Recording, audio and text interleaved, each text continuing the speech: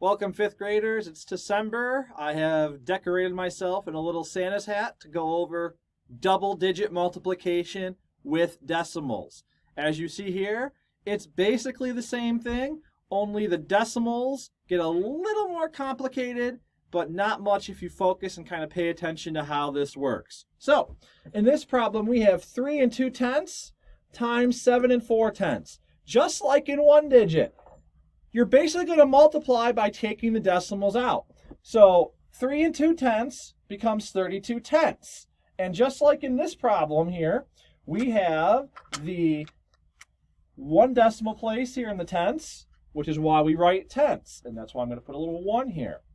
7 4/10, we also have to take out one more decimal, which is why we have 74/10. So each decimal, or each number, has a tenths place. We're going to come back to that in a second.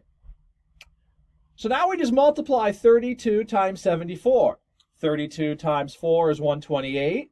Don't forget the 0 when we start our second number. And then 32 times 7 again is 224. We add everything up, we get an answer of 2,368. We're not done yet. Before, we just had one decimal. But today in our double digit, we had 2 decimal places, if you might notice. So if there's 2 decimal places in our question, we also have to have 2 decimal places in our answer, which is why I moved it 1, 2 places. You'll also notice here, basically what you have to do now is multiply tenths by tenth. And if you multiply a tenth by a tenth, you get 100th, which is basically the same way of saying 10 times 10 is 100.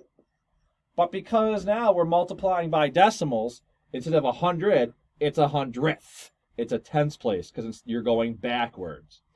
So a couple ways you can remember it. You have 2 decimal places you take out. You have to put 2 decimal places back in your answer. And you could also multiply a tenth by a tenth to get 100th, which would also tell you because you have 100, you need a hundredths place in your answer, you need to have a hundredths place down here as well. So I know it seems like a lot is going on in this problem, but really all you're doing is multiplying exactly the same way that you would a normal double-digit problem, and now all you have to do is remember where the decimal place goes. Let's do one more example together where I explain everything. All right, 5th grade mathematicians, in this problem, it's a 3 by 2 multiplication problem, and we have 3 2500ths times 1 7/10. So the first thing we have to do is get the decimals out of this problem.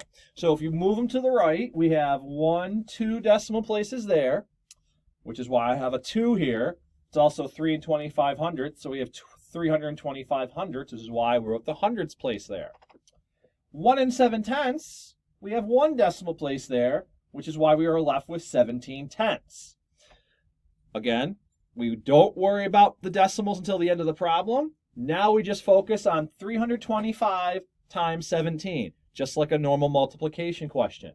You go through all the multiplying and all the adding at the end, and you would end up with 5,525 for a regular multiplication answer for your product.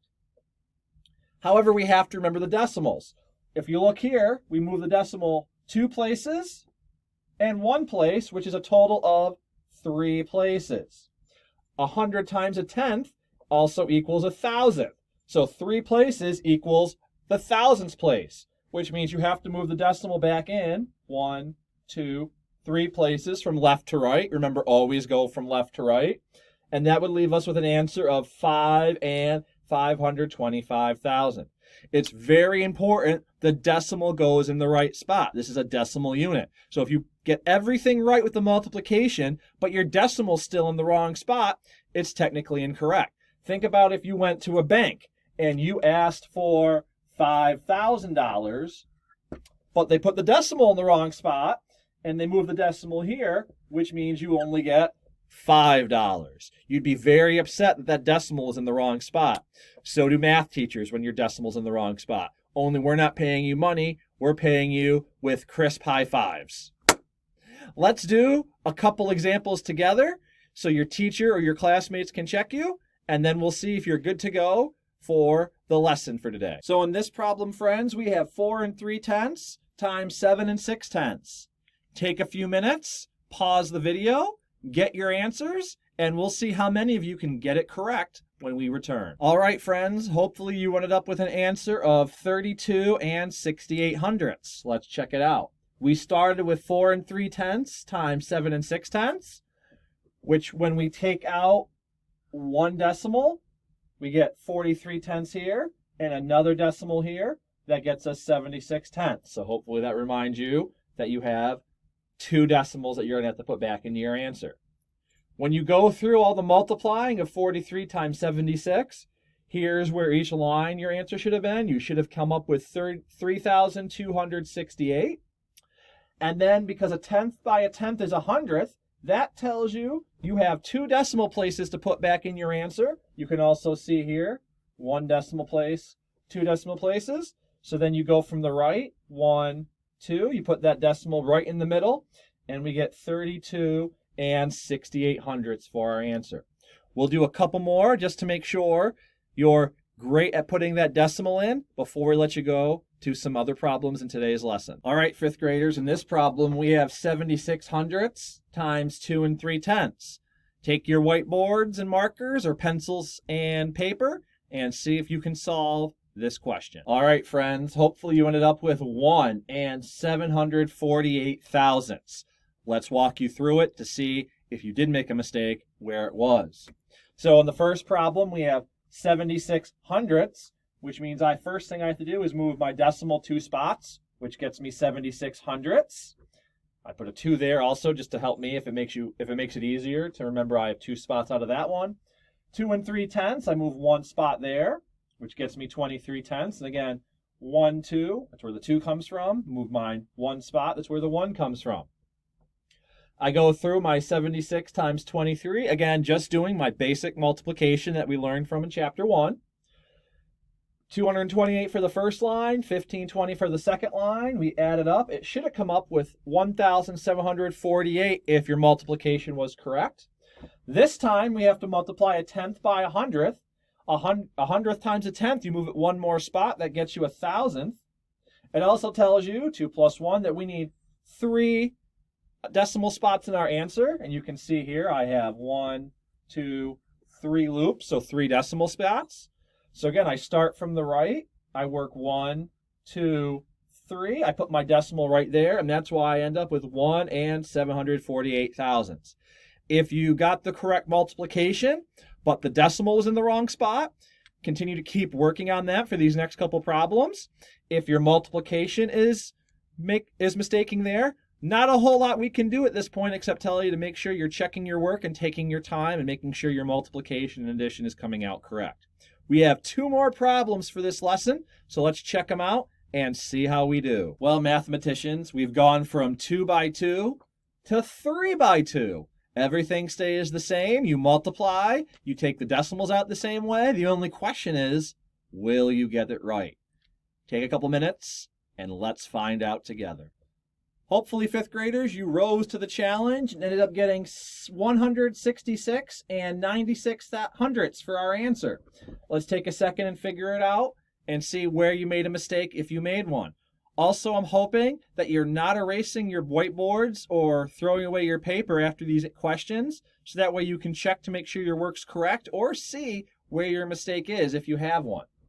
So, if you notice here, I took out each of my decimals, which left us with 327/10 and 48/10, which is why I took out 1 each there. So that kind of represents that I have 1 decimal in each number. Go through my multiplication, check to see if your lines were correct if you made a mistake, and then your addition should have gotten you an answer of 16,696.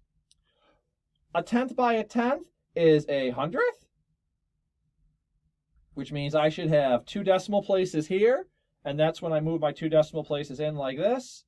I should have ended up with 166 and 96,000ths. So friends, we have 1 more problem that's coming up. Let's see if we can all get it correct to leave this lesson. We have made it, 5th graders, to a 4 by 2 digit problem as far as we go with multiplying decimals in grade 5. We have 40 and 2800ths times 3 6/10. Take a couple minutes and let's see if you have mastered multiplying by decimal. Are you a 5th grade mathematician? If you were, you should have ended up with an answer of 145 and 8 thousandths. Give yourself a pat on the back if you got it correct. In this problem, we had to move the decimal 2 numbers out in our first number and 1 number out in our second number. Do all this multiplication. Hopefully each of your lines were correct. If not, that probably tells you there was a multiplication and adding mistake. And then if we take away the decimal, you would have had 145,008 for your answer. Hundredths times tenths is thousandths. And remember, there's 1, 2, 3 decimal places we have to add back, which is why we put our decimal 3 places in there. That gives us 145 and 8 thousandths for our answer. Congratulations to everyone who got this answer correct. Before we go today, 5th graders, I want to quickly remind you of the 3 biggest things that I see 5th graders doing when they're getting multiplication or multiplying decimals wrong at this point in the year. The first, biggest, most common one is not taking their time and rushing through and making a simple calculation mistake. Doesn't matter how well you think you know it. Even I sometimes go too fast and make mistakes. So take your time and get it right that first time. Knowing your basic facts. If you're still taking more than 4 seconds to come up with basic facts when you're multiplying, that should tell you at this point they're not in your brain muscle memory, and you want to take some time to practice your basic facts. There's a lot of things teachers can do to help you. One thing they can't do is force you to memorize your basic facts. That's on you, 5th graders, to make sure you're practicing and making sure your brain wants to remember. Your brain will start remembering once you put the effort and practice in and force it to remember. And the last thing is making sure you're placing the decimal correctly.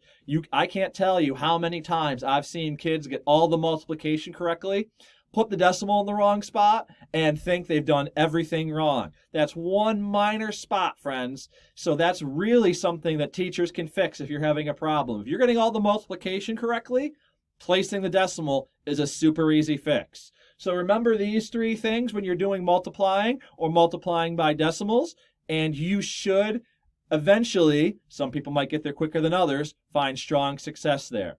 As for me, I am Professor Pandemic, still here in the attic. Who knows for how long? Santa might find me by the time I'm out of here. But anyway, we'll see you at the next math lesson. Have a good afternoon, friends.